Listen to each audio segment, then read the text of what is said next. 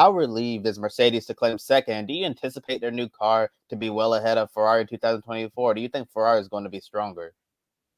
Yeah, Kobe, Mercedes has got to be very relieved. They've had a bit of a tough season with the W14.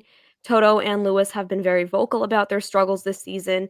But for them to finish in second with the W14 in the championship and to, finish off the season in this way, it's sort of like finishing in first in a way because, you've got Red Bull in first, so they're the most dominant team. They're sort of like they're like in their own league. So for Mercedes to finish in second, it's kind of like coming in first for all the other regular teams. Um, but to answer the second part of your question, it's hard to say what the car is going to look like next season. Um, if it's going to be stronger than Ferrari, you can't really say because both of the cars have had their fair share of struggles this season. They have their pros, they have their cons. Especially with the Mercedes, as I mentioned, the drivers and the team, they really have not liked the W14. It's been really difficult for them this season. So I think that they're really going to try their hardest to bring a good car next season.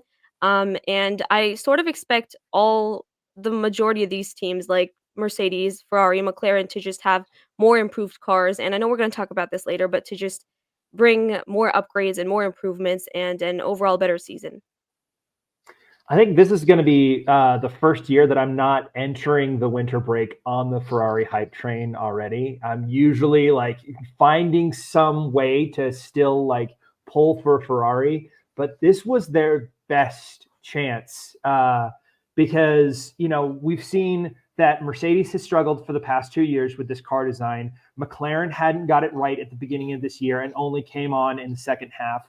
Aston Martin had it right in the first half and somehow managed to unlearn what they had learned. So all of their competition, except for Red Bull, was really off the table, and they still couldn't manage to clinch second in the constructors. So when all that comes back into play next year, I don't think we're worried about whether Mercedes and Ferrari are going to be fighting for P2 again. I think Ferrari is going to be lucky to not get P5.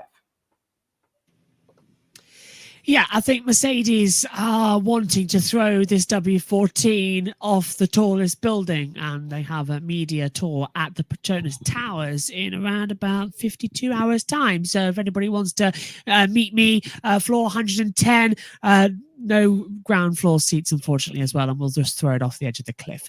It has been one of their worst cars, a winless car, winless Mercedes for the first time since 2011. They've won every year then for over 10 years, and they didn't this year. Really bad. It's the first time. Also, no British driver or no British team won us in a racing season since 1998. So,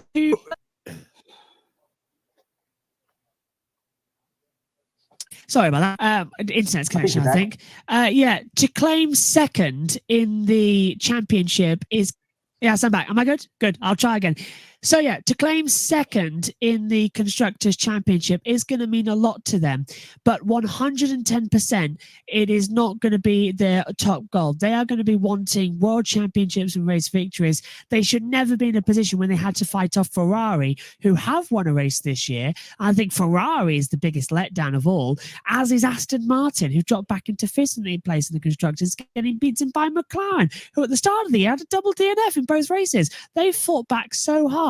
So I think, if anything, Mercedes are now not looking at Ferrari being worried next year. They're looking at McLaren, who've got their same engines. They're going to be worried that next year it's going to be them v McLaren. And I'm really interested to see how much the development for next year is going to be.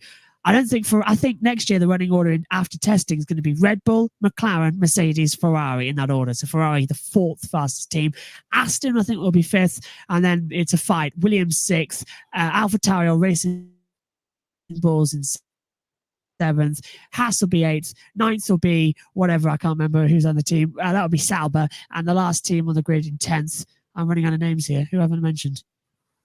I'm trying to look down the order. I think I mentioned them all, just miscounted. So I think that's going to be an interesting order looking back on it, because it's evolution, not revolution. That's what I said at the start of this season. And it's the same game for 2024. You're stuck with these cars effectively until the end of 25, and then 26 is the big one. So it's just make or break. And I think with McLaren getting better and better and better, showing you can develop these cars and we can have close races. So watch out for them.